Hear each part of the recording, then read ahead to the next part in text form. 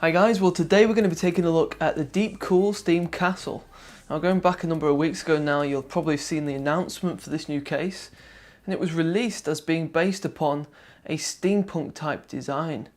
Now it's fair to say that this case has had mixed reception since it was announced, because it kind of breaks away from the current trend of having things with a smoother edge and those discrete contours.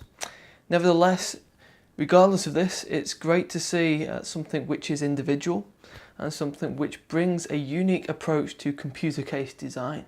So then, Steam Castle follows a bold design which is available in a selection of different colours. As you can see, we'll be reviewing the red variant today.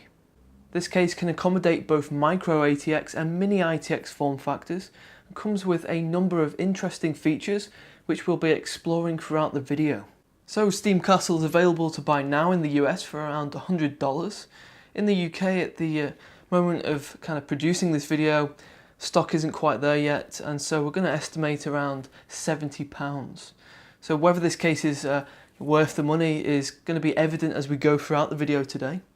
So we're going to crack on now, we're going to explore the outside of the case, and then we're going to go inside, we're going to have a look at all the features, and we're going to explore all the clearance options in regards to the CPU cooler and the graphics card. We'll start by taking a look at the front of Steam Castle. So as you can see here, we've got a glossy plastic fascia, and at the front there we've got various areas marked out for ventilation, at the bottom, at the sides, and then at the top with that perforated mesh. Now towards the top there we've got a single 5 1/4 drive bay, and that cover is removable from the inside of the case. This fascia unclips from the chassis, and we can see the pre-installed 200mm intake fan there, and also the mounting holes for 120 and 140mm fans if you wanted to alter the cooling. Now there is no dust filter over this fan as such, but there are filters over the different ventilated spots.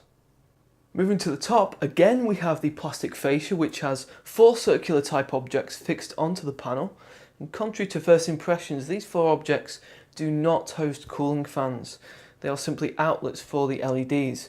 And then further back there we've got the ventilation. Now again, this fascia simply lifts off the chassis, and underneath there you can see these LEDs and the hub that they all link to. At the top of the case we have the mounting holes for dual 120 or dual 140mm fans. This also brings in the compatibility there for 240 or 280mm radiators, and that's something that we're going to look at a little later when we install a Corsair Hydro. Now both side panels are fixed onto the case with 2 thumb screws on either side, and the prominent side panel here has a tinted Perspex window which gives you a preview of the system, although if you are going to be adding in a graphics card it will sit just behind that window and pretty much take up the entire space. And over on the alternate side we have a solid panel which hosts the front panel connectivity. So from the top to the bottom we have the following: a fan controller wheel to adjust the fan speeds, a power and reset button, headphone and microphone jacks, 2 USB 3 ports and 2 USB 2 ports. If we remove both of these side panels you can see that they are actually pretty thick and decent quality. And we now have a view of the internal design of Steam Castle. As you can see, the motherboard tray is horizontally aligned, and incidentally this case can accommodate micro ATX and mini ITX form factors, and as we always do, we've installed the biggest form factor within this case. And as we move in for a closer look at the features inside Steam Castle, we firstly arrive at the power supply area, which can accommodate full-sized ATX units, the same as what we've got installed here. Underneath the power supply we're pleased to report that there are 4 rubber mounts there to cushion the unit and also to provide some anti-vibration. Also underneath that unit we've got a detachable dust filter which can be slid out whilst the case is stood up. Over on the other side of the power supply cage we have a storage unit for installing 2.5-inch drives. Now there are 2 shelves here that fit such devices, and they use a tool-free mechanism to fix them into place.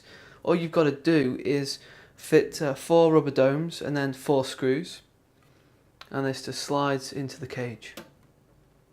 So it's nice to have some additional space for installing SSDs, but it's also good to have somewhere to be able to tuck away redundant cables. Just above the motherboard tray we have 4 vertically aligned PCI covers which all have the ventilation cutouts to encourage better airflow inside the system, and unlike the conventional system building methods, we do not use thumb screws to fix them into place. Here you can see there is a quick release type system, and this does away with having to mess about with screws. Immediately next to this we have a 120mm rear exhaust fan which is responsible for pushing heat out of the case. Now as you can see, the cables leading from this fan are simply insulated with the red, the yellow and the black wires. We'd really have liked to have seen some braiding or even being concealed within a black insulation just to make things a little bit more tidier inside the case. You know, it might be one of those small things, but it's something that we really expect nowadays from case manufacturers. And inside the roof of Steam Castle we of course have those dual 120 and 140mm placements for dropping in additional cooling or radiators. Over at the front of the case we have a single 5¼ and a 3½ inch drive cage, and both of those cages require a standard set of screws in order to fit devices inside there, so we don't have any tool-free mechanisms. Below this we have the primary location for storage. So inside this cage here we can mount 2 2½ inch or 2 3½ inch, and you can see here we've got these trays which just take out and show you. These are adjustable, as you can see. These pull apart like this. That just makes it a little bit more easy to drop your drive in, rather than the standard thing is that these are fixed and you have to sort of bend them in order to get your drive in and get the pins into the side. So that's quite a nice idea. And then behind there we've got a 200mm intake fan. Next we're going to take a quick look at the clearance limitations within Steam Castle, as this will help us identify what hardware will fit inside the case. So for the CPU cooler we can install solutions which are up to approximately 190mm in height, which is actually pretty generous when you think about it. It covers a big selection of different coolers. For reference here we're using the Noctua NHL12, which is a top-down cooler. For graphics card compatibility we have support here for cards which are up to 12 inches or 300mm, and since there is nothing in the way towards the front of the case here, multi-GPU configurations have no problem at all. The only thing that does cause concern here is the cages which are at the very front of the case here could possibly cause a little bit of a problem with the PCI Express connectors, and you can see here that it is extremely close for our card. We have literally just been able to sort of install it and get those connectors in when they are attached. So this is something that you will need to take into account. If the card was any longer or if the connectors were further along the card, then we would have some trouble here.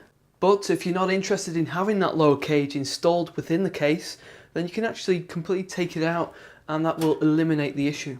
Now for water cooling on those all-in-one solutions such as the popular Corsair Hydro series, we can house the bigger models such as your H100 in the roof of the case with the cooling fans attached as well. Unfortunately though, this does obstruct your optical drive cage and prevents you from basically installing any device inside there. So perhaps, you know, a better design implementation would have been to leave that 3½ inch drive cage out and then move that 5¼ further down just to give you a bit more flexibility. Cable management is a little bit different compared to your traditional tower type case. Basically the cables can be tucked away below the motherboard tray into that hard drive cage and out of reach. And although there is quite a lot of space there below that tray, there is quite a number of cables coming from the side panel, so at first it can be a little bit tricky. Right guys, well for our final clip I'm going to power the system up and take my microphone off and give you a bit of an idea as to how loud the 200mm fan is at the front and then the 120mm at the back. So I am actually going to use the fan controller wheel so you can sort of understand what it's like at low setting and then high setting. So let's power the system up.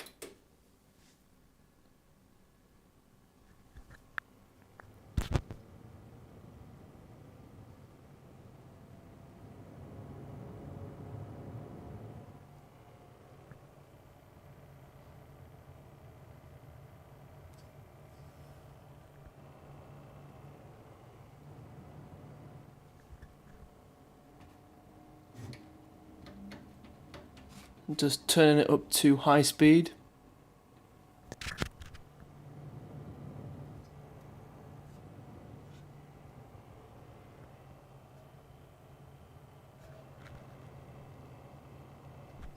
So there we go. I don't think there is actually a great deal of difference between the low setting and the high setting.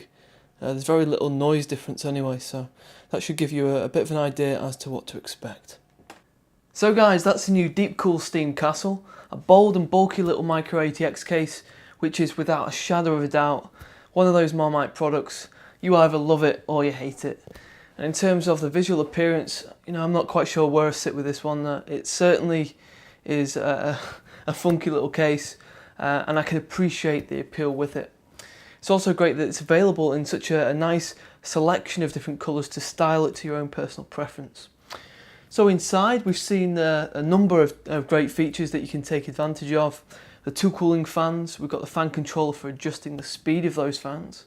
We've got that PCI quick release system, and we've got the mixture of different locations for the storage.